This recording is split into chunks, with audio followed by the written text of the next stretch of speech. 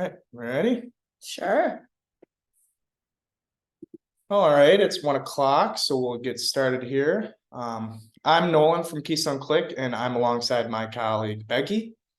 Hi, everyone. We're both thrilled to be here today. We'll be diving deep into the art of creating brand fanatics, ensuring that you not only attract the right advocates, but also retain them. Yeah, by the Oh, and at any times, if you have any questions or comments, please feel free to add them to the Q&A section of the webinar or drop them in the chat. We'll have some time near the end of the presentation to open the floor for some discussion. we'll start sharing the presentation here. Yeah.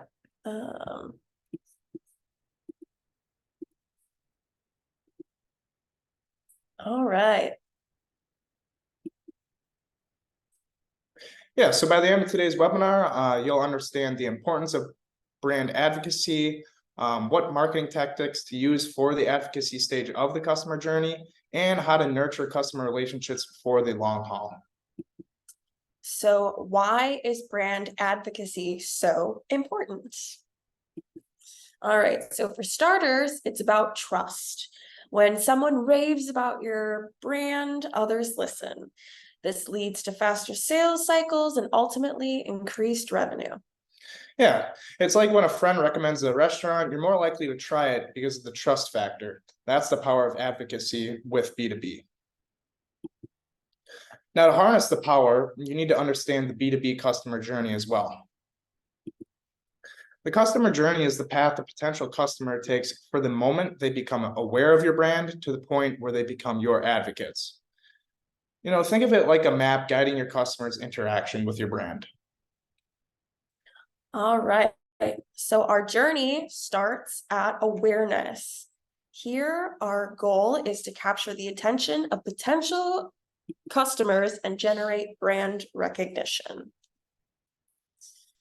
As our prospects progress to the consideration phase, we recognize that they're evaluating their options and looking for solutions.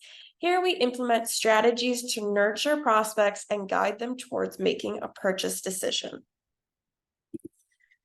By the experience phase, at the action phase, prospects take the leap from considering your products to making a purchase or engaging your services. By the experience stage, our focus shifts to delivering exceptional customer experiences. Happy customers are more likely to become repeat buyers and brand advocates. Which brings us to our final stage, advocacy, where we recognize the immense impact of turning satisfying customers into brand advocates. Their positive word of mouth can significantly boost your brand's reputation and growth. And advocacy is not the end, it's a cycle. A satisfied advocate can bring multiple new customers into the awareness stage. Yeah, and if any of this is confusing or you just want to learn more about the customer journey, we invite you to view our last 2 webinars that dive deep into specific stages of the customer journey. All this can be found at our YouTube channel at youtube.com/KeystoneClick. Now let's get started with how you can identify and activate the brand advocates for your business. All right, so step 1 in our journey is identify who your potential advocates are. They could be long-term clients, those who frequently mention you positively on social media, or even influencers in your industry. Yeah, and with tools such as surveys, social listening, CRM data, spotting these individuals has become increasingly easier.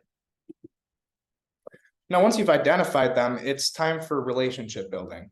This step is crucial. Think about personalizing their experience, giving them exclusive content, involving them in collaborative products or projects.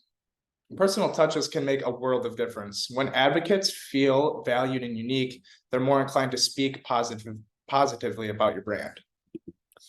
Now, having an advocate is great, but maintaining the relationship, that's where long-term ROI comes from. Regularly communicate with them, provide them with resources, and ensure that they have the right training. And rewards. Everyone loves rewards. You can create loyalty programs or social recognition and show appreciation for their efforts. As with any strategy, measuring the success is vital. Keep an eye on the metrics like number of advocates, engagement rates, ROI for those specific campaigns. These figures will guide your future strategies, and if something's not working, don't continue it. And if something is working, double down on it and continue the good work. All right, but while you're tracking success, also be wary of pitfalls. Don't get complacent, keep the engagement alive, provide consistent value, and always measure your efforts. Remember, it's a continuous effort, not a one-time task. Now, the landscape of B2B advocacy is forever changing. With new platforms such as TikTok emerging, the influence of micro-influencers is on the rise. Stay adaptable and be where your advocates are. Advocacy isn't confined just to LinkedIn or Instagram. Explore all different platforms and options for you to find your advocates. In conclusion, prioritizing advocacy is the key to amplifying your brand message, fostering trust, and accelerating business growth. It's all about building and nurturing those relationships. All right, so now we'd like to open up the floor for your questions. Feel free to drop them right into the chat or use the Q&A function in your Zoom toolbar. All right. Oh, here's a good one. For social media listening tools to find potential brand advocates, do you have any specific recommendations or features we should think about when evaluating these tools? Nolan, would you like to answer that? Yeah. Yeah, that's a great question. So there's plenty of social listening tools that are available, ranging from Brandwatch is a brand that we use, or mentioning platforms such as Hootsuite. When you're evaluating these types of tools, I would consider their ability to monitor multiple platforms, analyze sentiments, and also how effectively they can filter out the noise. The idea is to capture the genuine impact of your brand and the mentions that your consumers say about their experience with your brand. We got another question coming in here. You mentioned micro-influencers in B2B was intriguing. How do you identify and collaborate with B2B micro-influencers, especially in niche industries? Becky, you want to take that? Sure. So micro-influencers in B2B, even though they're not commonly discussed in B2C, hold a lot of potential. They often have a niche, dedicated followers who deeply trust their insights.